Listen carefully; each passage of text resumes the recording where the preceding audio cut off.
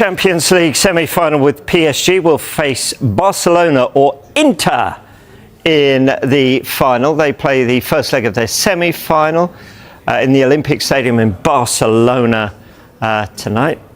Two European, look, you two are back. Two European heavyweights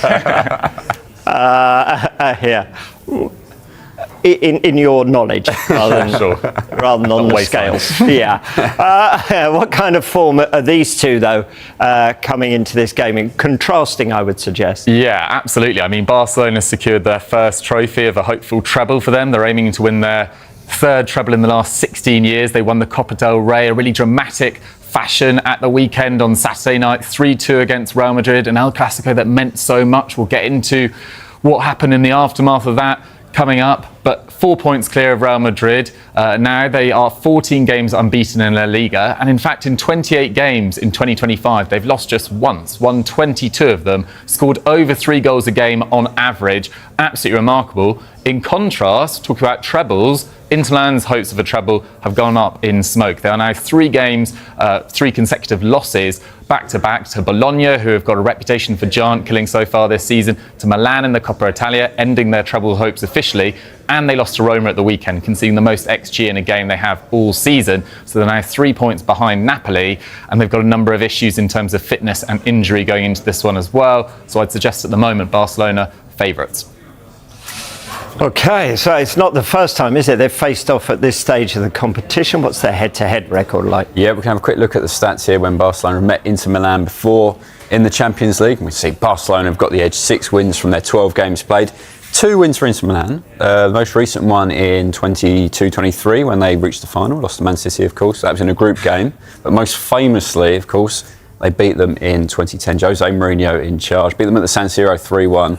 Went and lost at the Camp Nou 1-0. But that was, of course, enough to get through to the final. And it was the final at the Bernabeu. And that's why Barcelona was so desperate to get there, win it on enemy territory. And Mourinho really enjoyed that victory, didn't he, of course. And that led to Inter Milan winning that treble, as Dougie's just said, that's now out of their reach. But Barcelona, after picking up the Copa del Rey, own treble, maybe a quadruple if you chuck the Spanish Super Cup in there as well, is very much in their hands as well. So, yeah, some great history in this fixture. Inter Milan, as we say though, probably going in.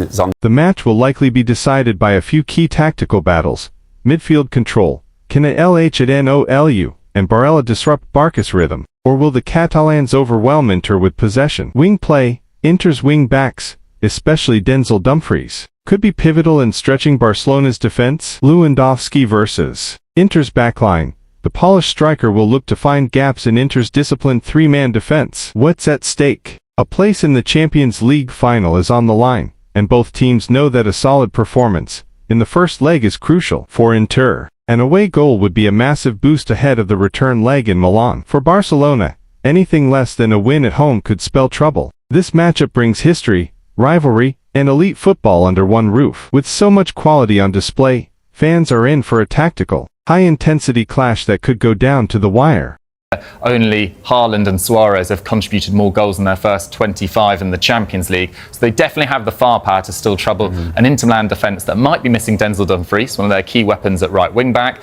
Pavard is out as well, and Marcus Thuram has only just come back from injury, one of their key threats going forward as well. So injuries, form, it looks like it's heading to Barcelona, at least in terms of the favourites for this tie. And you look at their record with and without Marcus Thuram, who I think has been their outstanding forward so far this season. Their win rate, 61% with him, 68% without him, interestingly. But average goals scored per game, 2.1 to 1.5 without. And he's likely to be replaced by Marko Arnautovic, now in his mid-30s, or Mehdi Taremi, who hasn't necessarily hit the ground running after joining from FC Porto on a free. So injuries, form, very much against Inter going into this one.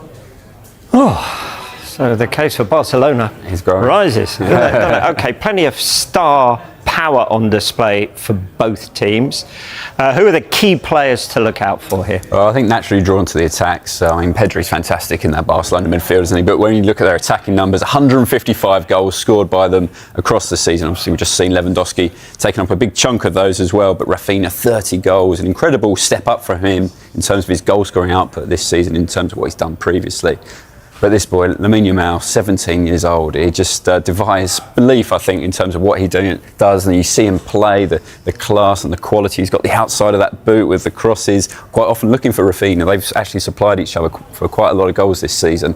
And Ferran Torres is not a bad player to step in with Lewandowski out. He's been their star really in the cup competition so far this season, and started that Copa del Rey as final as well. So expect him to deliver in that front three, really threatening. And we can see a nice stat here, Lamine Yamal, 99 games under his belt, as I say, at just 17 years old. This was a decent young player they had on their books. Loving his haircut. Yeah. Good haircut stage for him. Yeah, he's had a few decent hairdos over the last few months as well. But look, 21 goals for Yamal, 41 for Messi after 99 games, incredible. But look at the assist count, 33, really incredible. And 3 trophies won for Yamal to 4 for Messi. Of course, there's 2 more potentially within his grasp this season. Goal contributions, if you do that, because that seems to be the trendy thing at the moment, doesn't it? Goals and assists. That's 56. That's 55. Is that right? I was in maths at 6. You do it for me. 54. 54. Oh, 55. Just got Add the trophies. That's right, then they're basically... They're the same. They're the same. Some player. And from the Inter Milan side, if we're going to talk about attacking players, Lautaro Martinez, of course, we've got to talk about him. Their captain, their galvanising force up front, a player who's once linked with joining Messi at Barcelona, but he's stayed put at Inter Milan, and he's been their hero, really, their Champions League top scorer across his career. He's got 8 in 11 this season in the Champions League and 21 goals across all competitions. So we've seen this Barcelona team, as brilliant as they are attacking, they do leave space in behind. Dortmund exploited that in the second leg, couldn't get enough to turn around that 4-0 goal deficit from the first leg.